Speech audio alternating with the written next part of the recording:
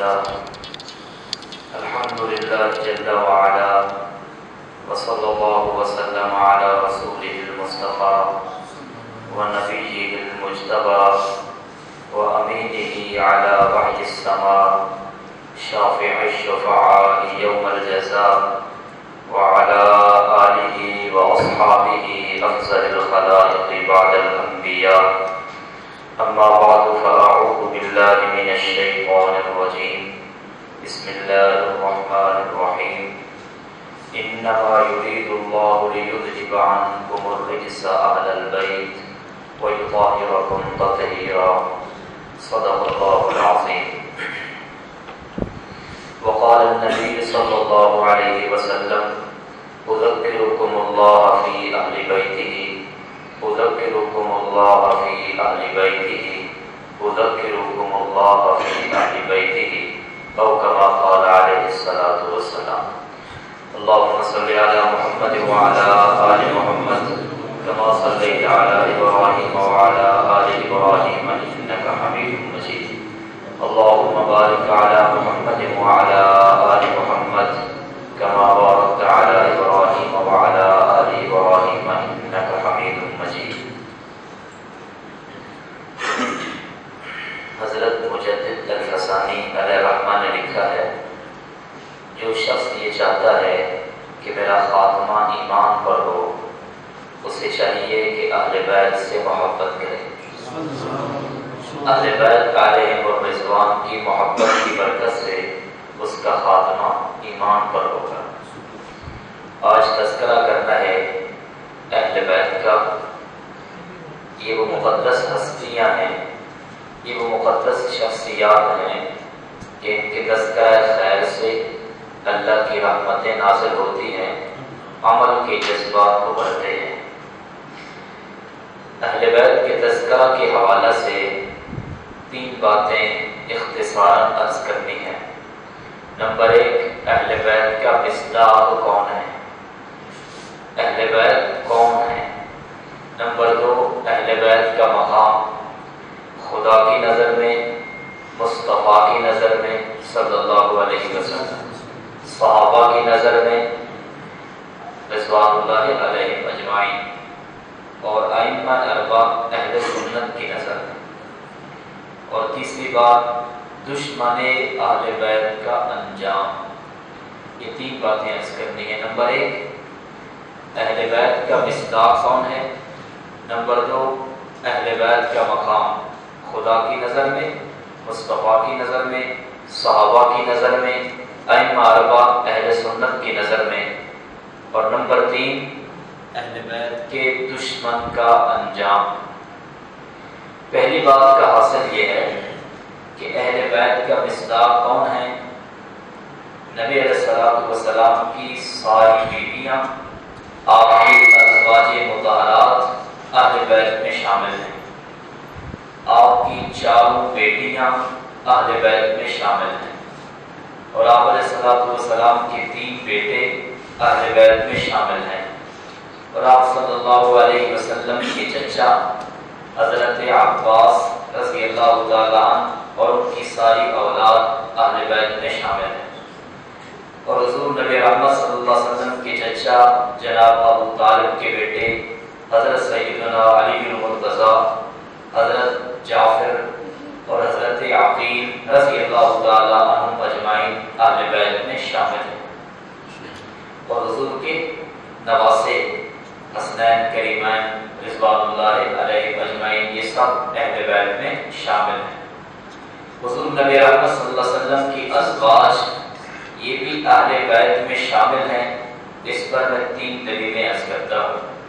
پہلی دلیل 22واں پارہ، اللہ تعالیٰ فرماتے ہیں: وَقَرْنَ فِي بُيُوتِكُنَّ، اے نبی کی بیویوں اپنے گھر میں ٹھہرا کرو، بلا وجہ باہر نہ نکلو.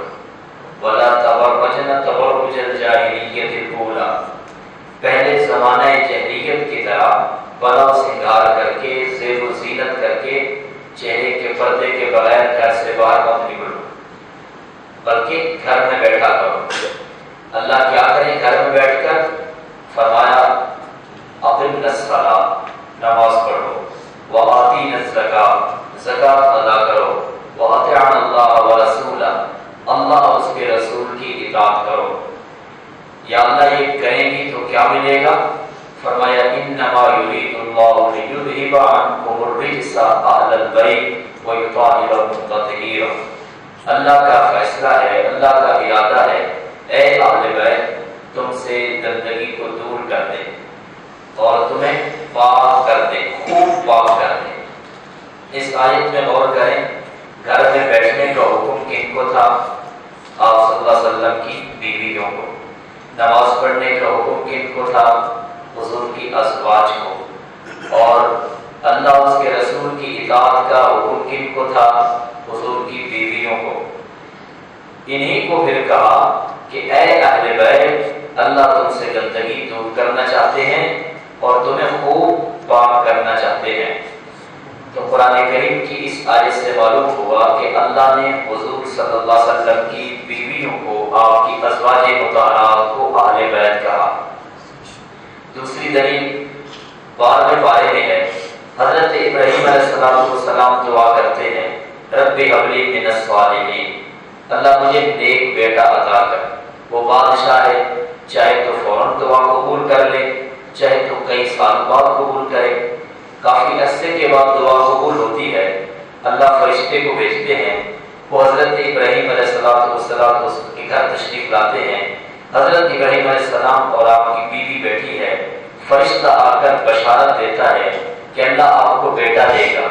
تو آپ کی بیوی حیران ہوئی، آلیدو مجھے بیٹا ملے گا، زندگی کے اس حصے میں بیٹا ملے گا جبکہ میں بانجھ ہو چکی ہوں اور میرا خاوند بوڑھا ہو چکا ہے۔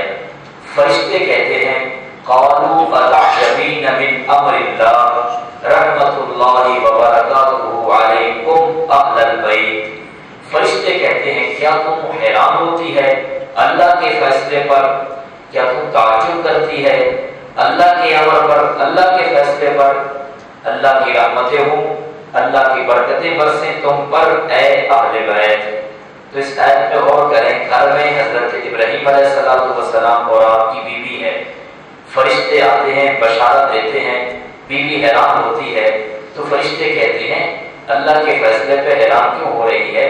تم پہ اللہ کی رحمتیں ہوں، اللہ کی برکتیں ہوں اے اہل بیت۔ تو فرشتوں کا بھی یہ نظریہ ہے کہ نبی کی بیویاں اہل بیت ہیں۔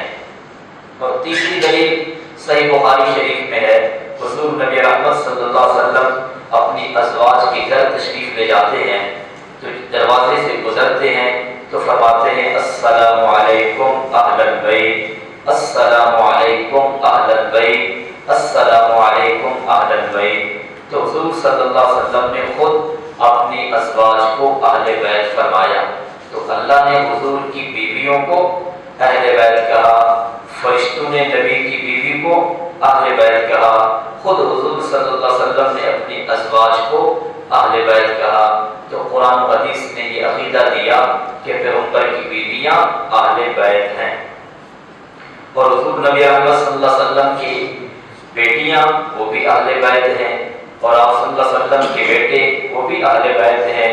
آپ کے چچا حضرت عباس اور ان کی ساری اولاد اہل بیت ہے، اور حضرت علی المرتضیٰ اور حضرت جعفر طیار، حضرت عقیل رضی اللہ تعالی عنہ اجمعین یہ بھی اہل بیت ہیں، اور ان کی ساری اولاد بھی اہل بیت ہے۔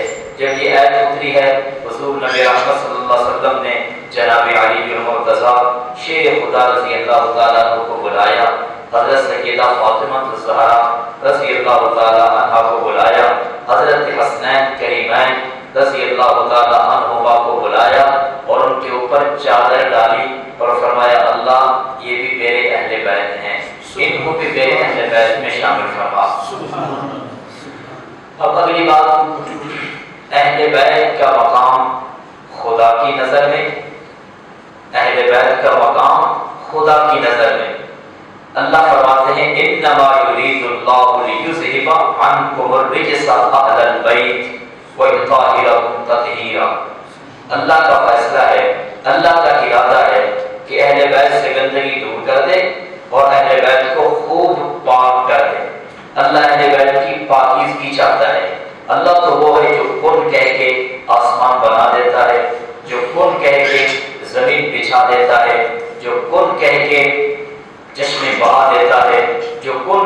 سارے معاملات کرتا ہے۔ یہ کن بھی ہمیں سمجھانے کے لیے ہے، اللہ تو صرف ارادہ کرتے ہیں، چیز مارج وجود میں آتی ہے۔ اب اللہ کا ارادہ ہو چکا ہے اہل بیت کو پاک کرنے کا، اہل بیت کو صاف کرنے کا، تو اللہ نے کہ قرآن نے یہ اعلان کیا ہے اہل بیت پاک ہیں، اہل بیت کی تطہیر کا اعلان قرآن نے کیا، اہل بیت کی طہارت اور پاکیزگی کا اعلان قرآن نے کیا۔ اب ذرا اس بات پہ غور کریں، یہ قرآن اللہ کا کلام ہے، اللہ بھی ہمیشہ سے تو اس کا کلام بھی ہمیشہ سے۔ اب ذرا اپنے دماغ کو متوجہ کریں، جب آسمان نہیں تھا، آسمان کی بلندی نہیں تھی، یہ اعلان تھا۔ جب زمین کی پستی نہیں تھی، یہ اعلان تھا۔ جب سورج کی چمک نہیں تھی، یہ اعلان تھا۔ جب چاند کی چاندنی نہیں تھی، یہ اعلان تھا۔ جب ستاروں کی تابانی نہیں تھی تو یہ اعلان تھا۔ جب ہواؤں کے جھونکے نہیں تھے، یہ اعلان تھا۔ جب دریاؤں کی روانی نہیں تھی، یہ اعلان تھا۔ جب انسان اور جن نہ تھے، یہ اعلان تھا۔ جب کائنات میں کچھ نہ تھا، صرف رحمان تھا، تو اس کا یہ اعلان بھی تھا۔ اہل بیت کے دشمن مٹ جائیں گے، اہل بیت کی عظمت اور طہارت کا اعلان کل بھی تھا، آج بھی ہے اور قیامت تک رہے گا۔ اور یہ اعلان مسجد کے ممبر و محراب میں ہوگا، دینی مدرسہ کی در و دیوار میں ہوگا، سکول و کالج کے ماحول میں ہوگا، ہر ایک گھر میں ہوگا، سفر میں ہوگا، حضر میں ہوگا، جہاں جہاں قرآن کی تلاوت ہوتی رہے گی، اہل بیت کی عظمت اور طہارت کا اعلان گونجتا رہے گا۔ صرف دنیا میں نہیں، قرآن جنت میں بھی پڑھا جائے گا، تو جنت میں بھی اہل بیت کی طہارت اور ان کی عظمت کا اعلان گونجتا رہے گا۔ اب یہ اہل بیت کا مقام مصطفیٰ صلی اللہ علیہ وسلم کی نظر میں، حضور نبی رحمت صلی اللہ علیہ وسلم نے فرمایا کہ میں ایک انسان ہوں، میں دنیا سے چلا جاؤں گا، مجھے امید ہے کہ اب میری دعوت، میری تبلیغ دنیا کے کونے کونے میں پہنچ رہی ہے۔ اب رب کی طرف سے فرشتہ آئے گا، پیغام لائے گا، مجھے بلائے گا، میں فرشتے کی آواز پہ لبیک کہہ کے دنیا کو چھوڑ کے چلا جاؤں گا۔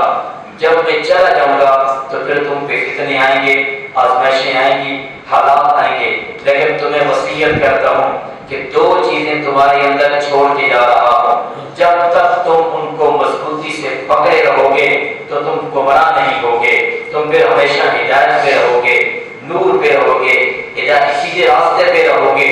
وہ دو چیزیں کون سی ہیں؟ آپ نے فرمایا ایک تو قرآن ہے اور دوسرے اہل بیت ہے۔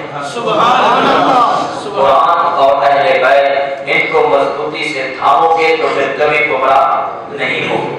اچھا، اس حدیث میں آپ صلی اللہ علیہ وسلم نے صحابہ کرام کا تذکرہ نہیں کیا، صرف اہل بیت اور قرآن اس کا تذکرہ کیا۔ اگرچہ صحابہ کرام کے پیچھے چلنا یہ بھی کیا ہے؟ رہنمائی ہے، یہ بھی ہدایت ہے۔ اصحابی کالنجوم بیدہم اقتدیتم اہتدیتم، میرے صحابہ ستاروں کی مانند ہیں، جس کے پیچھے چلو گے ہدایت پا جاؤ گے۔ راہ ملتی ہے شب کو تاروں سے اور ہدایت محمد کے یاروں سے۔ اور صحابہ کرام کو معیار حق بھی قرآن میں بتایا، فَإِنْ آمَنُوا بِمِثْلِ مَا آمَنْتُمْ بِهِ فَقَدِ اهْتَدَوْا، اگر تم ایمان صحابہ کی طرح لاؤ گے تو تم ہدایت پا جاؤ گے۔ وہ بھی رہنما ہے، وہ بھی ہدایت یافتہ ہے، لیکن اس حدیث میں قرآن کے ساتھ صحابہ کا ذکر نہیں، اہل بیت کا ذکر ہے۔ اس کی وجہ یہ ہے کہ قرآن نے قیامت تک رہنا تھا، صحابہ نے قیامت تک نہیں رہنا تھا، اہل بیت نے قیامت تک رہنا تھا۔ اس لیے قرآن کے ساتھ تذکرہ اہل بیت کا کیا کہ قرآن اور اہل بیت کو مضبوطی سے پکڑے رہو گے تو تم کبھی گمراہ نہیں ہوگے۔ کیوں؟ اس لیے کہ قرآن کہتا ہے، اہل بیت کر کے دکھاتے ہیں، قرآن بولتا ہے، اہل بیت عملی نمونہ پیش کرتے ہیں۔ اس کی بہت سی مثالیں ہیں، دو مثالیں میں عرض کرتا ہوں۔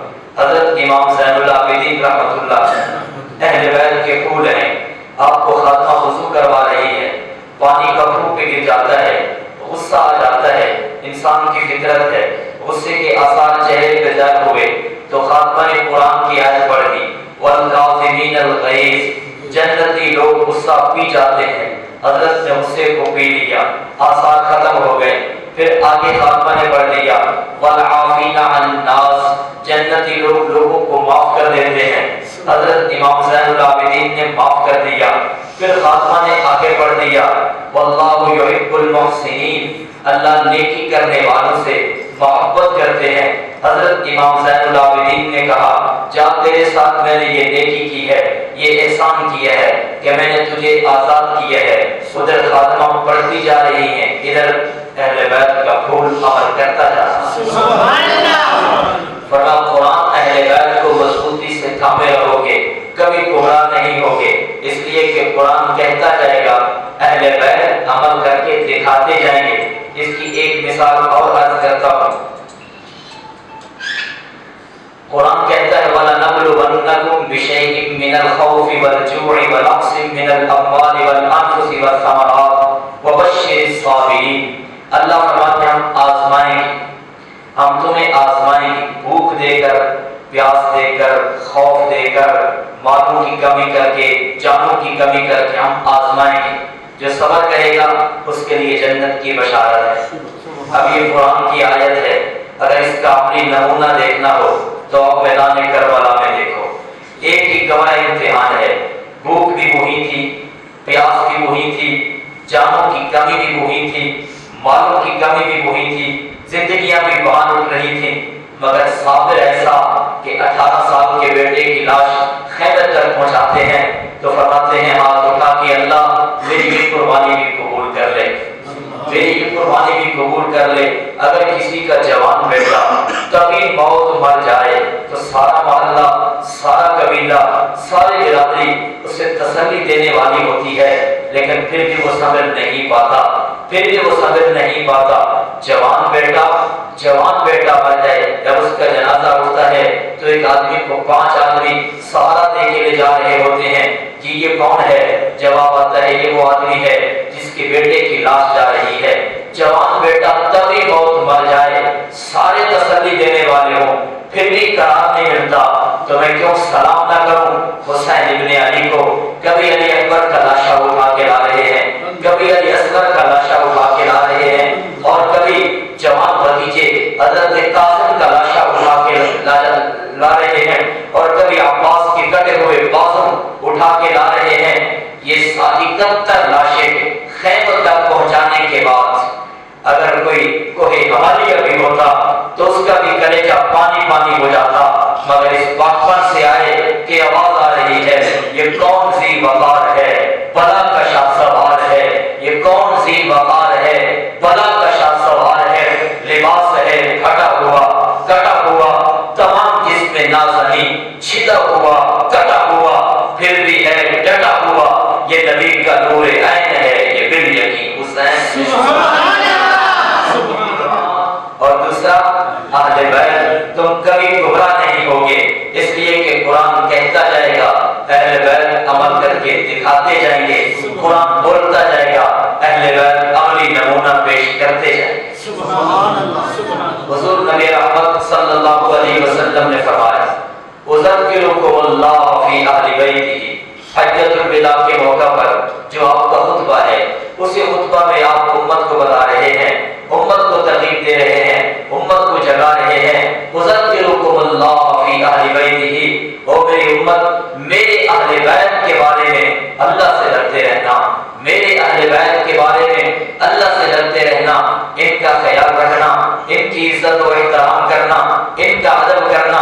اور حضور نبی رحمت صلی اللہ علیہ وسلم کی ایک اور حدیث سناؤں، ترمذی شریف میں ہے، حضرت عبداللہ بن عباس رضی اللہ تعالی عنہما سے مروی ہے، حضور نبی رحمت صلی اللہ علیہ وسلم نے فرمایا اللہ سے محبت کرو کیونکہ وہ اپنی نعمتوں سے تمہاری روزی کا انتظام کرنے والا ہے، اور مجھ سے محبت کرو کیونکہ میں اللہ کا محبوب ہوں، اور پھر فرمایا میرے اہل بیت سے محبت کرو کیونکہ یہ میرے محبوب ہیں۔ سبحان اللہ، سبحان اللہ۔ تو حضور کی نظر میں اہل بیت کا کیا مقام؟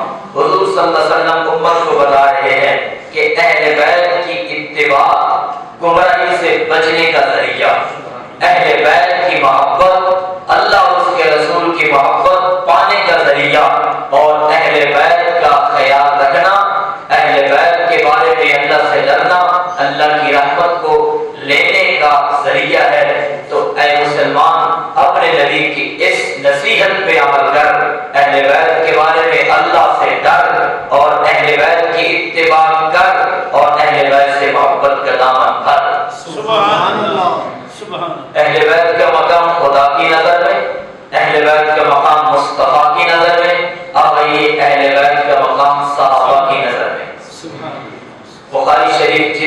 صفحہ 526 پر آیا، حضرت صدیق اکبر رضی اللہ تعالی عنہ نے قسم اٹھا کے فرمایا والذی نفسی بیدہ لقرابۃ رسول اللہ صلی اللہ علیہ وسلم احب الی ان اصل قرابتی، فرمایا اس ذات کی قسم جس کی قبضہ قدرت میں میری جان ہے، میں اپنے کسی رشتہ دار سے، اپنے گھر والوں سے نیکی کروں، صلہ رحمی کروں، مجھے اس سے زیادہ محبت اس بات سے ہے کہ میں نبی کے خاندان سے صلہ رحمی کروں۔ سبحان اللہ۔ صدیق کو صدیق میں نے نہیں کہا، آپ نے نہیں کہا، صدیق کو صدیق خدا نے کہا، مصطفیٰ نے کہا۔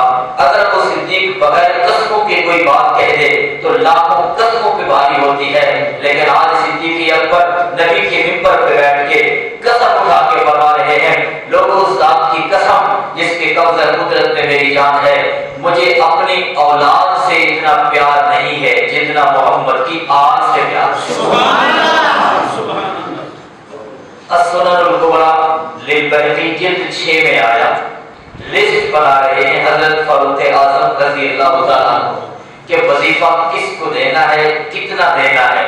بات چلی پہلے نام کس کا لکھیں، کسی نے کہا فلاں کا لکھ دو، کسی نے کہا فلاں کا لکھ دو، کسی نے کہا فلاں کا لکھ دو۔ آخر میں حضرت فاروق اعظم فرمانے لگے ابدأوا بقرابۃ النبی صلی اللہ علیہ وسلم، سب سے پہلے نام اس کا لکھو جو نبی کا زیادہ قریبی ہے۔ جب جنگ بدر ہوئی، حسنین کریمین تو ابھی پیدا بھی نہیں ہوئے تھے، لیکن جب وظیفہ مقرر کیا گیا تو حضرت حسنین کریمین کا وظیفہ بدری صحابہ کے برابر رکھا گیا۔ اور کس نے رکھا؟ حضرت فاروق اعظم رضی اللہ تعالی عنہ نے رکھا۔ کسی نے پوچھا اے امیر المومنین، حسنین کریمین تو بدر میں شامل ہی نہیں تھے، ان کا وظیفہ بدری صحابہ کے برابر کیوں رکھا؟ تو فاروق اعظم کا جواب تھا لقرابۃ رسول اللہ صلی اللہ علیہ وسلم، فرمایا ان کو تو 2 شرط حاصل ہیں، یہ نبی کے اصحاب میں بھی داخل ہیں، یہ نبی کے اقارب میں بھی داخل ہیں۔ سبحان اللہ۔ اس الغابہ فی معرفت الصحابہ میں آیا کہ حضرت عمر رضی اللہ تعالیٰ عنہ سے ملنے کے لیے ان کے بیٹے حضرت عبداللہ بن عمر آئے، اجازت نہیں ملی، واپس چلے گئے۔ اور حضرت امام حسین رضی اللہ تعالیٰ عنہ بھی ملنے کے لیے آ رہے تھے امیر المومنین سے، دیکھا بیٹا واپس جا رہا ہے، پوچھا کہ ابا جی موجود نہیں، ملاقات نہیں ہو سکی؟ کہا ابا جی موجود ہیں لیکن مجھے اجازت نہیں ملی۔ تو حضرت امام حسین جہاں تھے وہیں سے واپس پلٹے کہ جب بیٹے کو اجازت نہیں ملی تو مجھے کیسے اجازت مل سکتی ہے؟ حضرت فاروق اعظم کو پتہ چلا، حضرت امام حسین آئے تھے، واپس چلے گئے۔ ایک روایت میں آئے دوڑے، دوسری روایت میں ان کو بلایا اور پھر پوچھا اے امام حسین آپ آئے تھے بغیر ملاقات کے واپس چلے گئے؟ حضرت امام حسین نے کہا میں نے دیکھا کہ جب بیٹے کو اجازت نہیں ملی مجھے کیسے مل سکتی ہے؟ حضرت فاروق اعظم نے فرمایا بیٹا مجاز ہے اجازت لینے کا، حسین جب بھی تو میری مجلس میں آئے تجھے اجازت لینے کی کوئی ضرورت نہیں، اس لیے کہ تو نبی کا پیارا ہے۔ حسین تجھے اجازت لینے کی کوئی ضرورت نہیں، اس لیے کہ میرے سر پہ جو عزت ہے یہ تیرے خاندان کی وجہ سے۔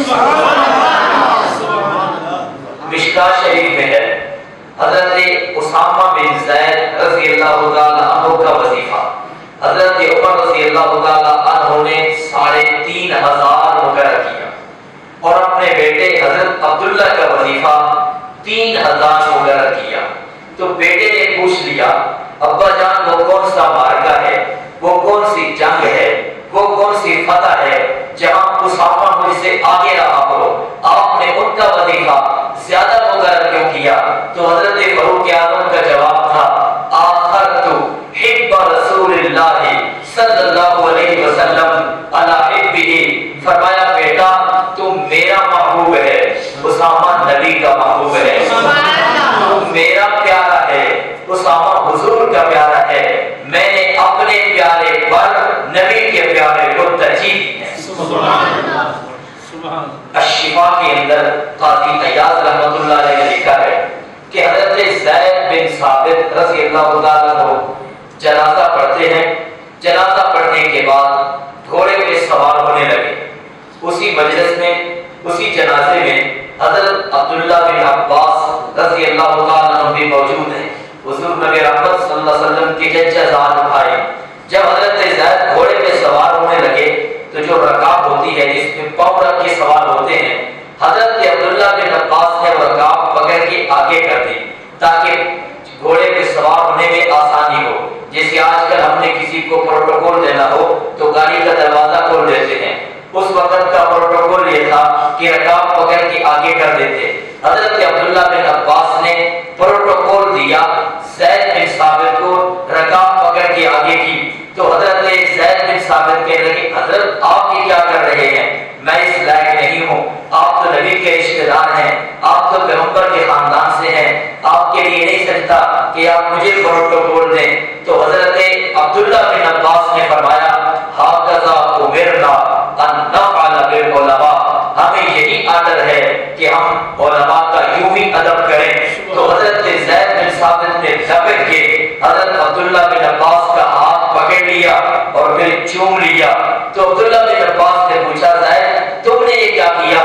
حضرت زید نے کہا ہاکذا امرنا ان نفعل باہل بیت النبی صلی اللہ علیہ وسلم، ہمیں آرڈر ہے کہ ہم اہل بیت کا یوں ہی ادب کریں. ایک جنازہ ہے، اس جنازے میں حضرت امام حسین رضی اللہ تعالیٰ عنہ بھی موجود ہیں اور اس جنازے میں بڑے صحابی حضرت ابو ہریرہ رضی اللہ تعالیٰ عنہ بھی موجود ہیں. جو کہ گرد و غبار تھی حضرت امام حسین کے پاؤں پہ اور جوتی پہ گرد و غبار پڑ چکی تھی. حضرت امام ابو ہریرہ نے دیکھا تو اپنی سر کی پگڑی اتاری، اپنی دستار اتاری، اپنی دستار اتار کے امام حسین کے جوتے صاف کرنے لگے. حضرت امام حسین نے دیکھا کہ بڑے آدمی ہیں، بڑے صحابہ میں سے کہا حضرت یہ کیا کر رہے ہو؟ فرمایا حسین مجھے دنیا کو بتانے دے کہ حسین کا مقام یہی. ایک مرتبہ حضرت ابو ہریرہ رضی اللہ تعالیٰ عنہ نے حضرت امام حسن رضی اللہ تعالیٰ عنہ سے کہا حسن اپنے پیر سے کپڑا ہٹائیے. اے حسن اپنے پیر سے کپڑا ہٹائیے. کہا کیوں؟ فرمایا بس پیر سے کپڑا تو ہٹائیے. حضرت امام حسن نے پیر سے کپڑا ہٹایا. حضرت ابو ہریرہ نے امام حسن کے پیٹ کو چوم لیا. امام حسن نے کہا یہ کیا کر رہے ہو؟ کہا میں نے حضور کو دیکھا تھا، ایک کا گلا چومتے تھے ایک کا پیٹ چومتے تھے. یہ صحابہ کی اہل بیت سے محبت. حضرت بلال رضی اللہ تعالیٰ عنہ تشریف لے گئے شام میں. آپ علیہ الصلوۃ والسلام کی وفات کے بعد کافی عرصہ بیت چکا، خواب میں حضور کی زیارت ہوئی. آپ نے فرمایا بلال یہ کیا جفا ہے، ملنے نہیں آتے ملنے نہیں آتے. حضرت بلال کی آنکھ کھلی، مدینے کا سفر شروع کیا. مدینہ پہنچے، صحابہ جمع ہو گئے. بلال بات تو سنا، بلال آزان تو سنا، انکار. ہر صحابی آتا ہے کہتا ہے بلال آزان تو سناؤ، انکار انکار انکار. جب شہزادے آئے، حسنین کریمان آئے، کہا بلال آزان تو سنا. حضرت بلال کے جملے تھے یہ تو وہ ہیں جن کے سامنے حضور نے کبھی انکار نہیں کیا، میں کون کو انکار کرنے والا. تو منظور نظر تھے اہل بیت صحابہ کے، محبوب تھے اہل بیت صحابہ کے. تو یہ ہے صحابہ اہل بیت کا مقام خدا کی نظر میں، اہل بیت کا مقام مصطفیٰ صلی اللہ علیہ وسلم کی نظر میں، اہل بیت کا مقام صحابہ کی نظر میں. اب یہ دیکھیے اہل بیت کا مقام چاروں ائمہ کی نظر میں.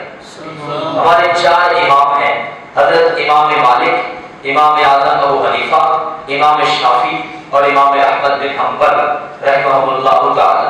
اب دیکھیے ان کی نظر میں اہل بیت کا کیا مقام ہے. اگر یہ اہل بیت سے محبت کرتے ہوں گے تو پھر جو ان کے ماننے والے ہیں وہ بھی یقیناً اہل بیت کے محب ہوں گے. حضرت امام مالک رحمۃ اللہ علیہ کو عباسیوں نے کوڑے مارے تھے. پھر ایک وقت آیا جس شخص نے کوڑے مارے وہ آپ سے معافی مانگنے آ گیا کہ حضرت مجھ سے غلطی ہوئی، میں نے آپ کو کوڑے مارے تھے، مجھے معاف کر دیجئے.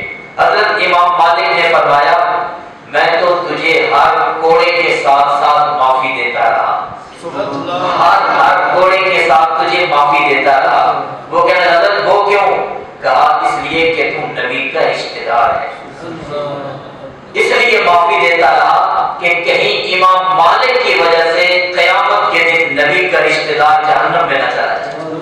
کیا محبت ہے امام مالک کو اہل بیت کے ساتھ، نبی کے خاندان کے ساتھ۔ حضرت امام شافعی رحمۃ اللہ علیہ کو اہل بیت سے اتنی محبت تھی، لوگوں نے مشہور کر دیا کہ امام شافعی رافضی ہو گئے، امام شافعی شیعہ بن گئے، رافضی ہو گئے۔ حضرت امام شافعی کا مشہور شعر ہے، امام شافعی فرمانے لگے لو کانا رفضا حب آل محمد فلیشہد الثقلان انی رافض۔ فرما لوگوں اگر اہل بیت سے محبت کا نام رافضیت ہے تو پھر کائنات گواہ ہو جائے میں سب سے بڑا رافضی ہوں۔ کیا محبت ہے امام شافعی کو۔ حضرت امام احمد بن حنبل رحمۃ اللہ علیہ کے محبت دیکھیں، امام احمد بن حنبل فرماتے ہیں کہ کسی صحابی کی فضیلت میں اتنی حدیثیں نہیں ہیں جتنی حدیثیں حضرت علی المرتضیٰ کی فضیلت میں ہیں۔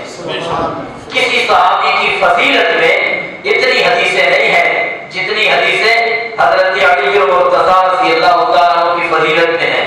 امام احمد بن حنبل نے 2 جلدوں میں مناقب الصحابہ کے نام پہ کتاب لکھی ہے، 2 جلدوں میں۔ ایک جلد میں سارے صحابہ کی تعریف ہے اور دوسری جلد ساری کی ساری حضرت علی کی فضیلت میں ہے۔ اور اپنے امام اعظم ابو حنیفہ کا تعلق اہل بیت سے دیکھیں۔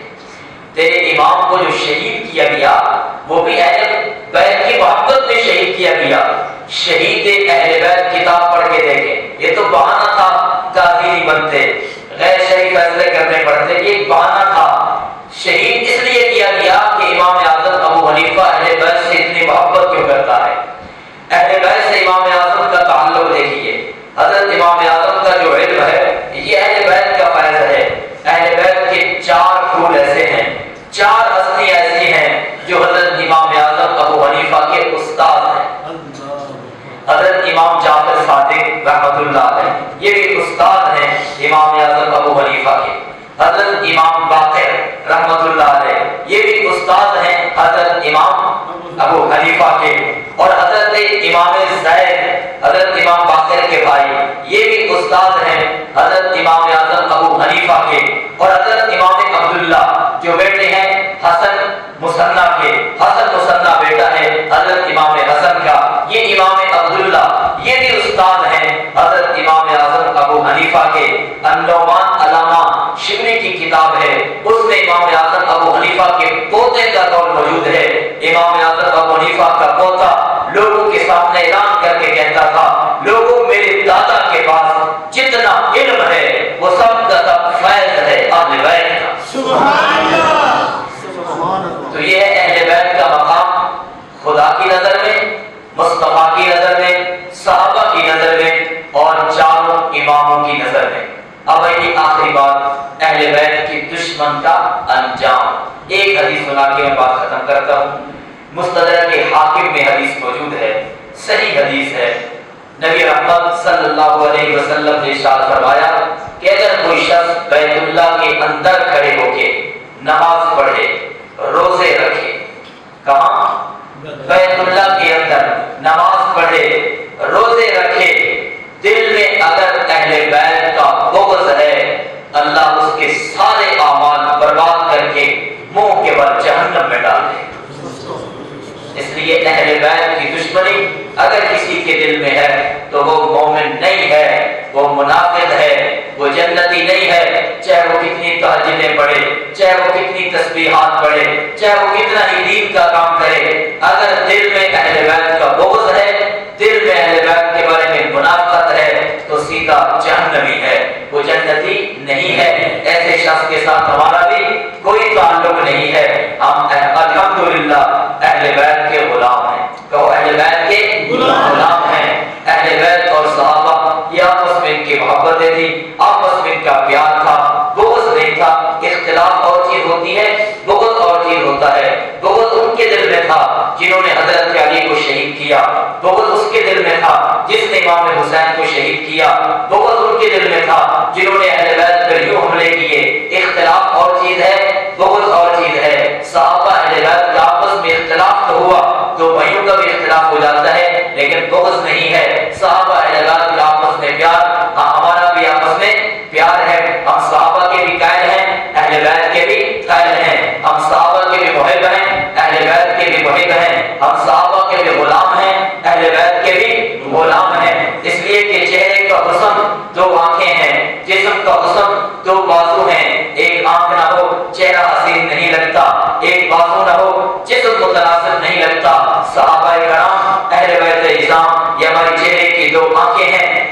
کے دو بازو ہیں، درخت کی دو شاخیں ہیں، شاخ کے دو پھول ہیں، ندی کے دو کنارے ہیں، عظمت کے دو کنارے ہیں، رفت کے دو مینارے ہیں، امت مصطفیٰ کے دو راج دلارے ہیں۔ سبحان اللہ۔ اللہ نے صحابہ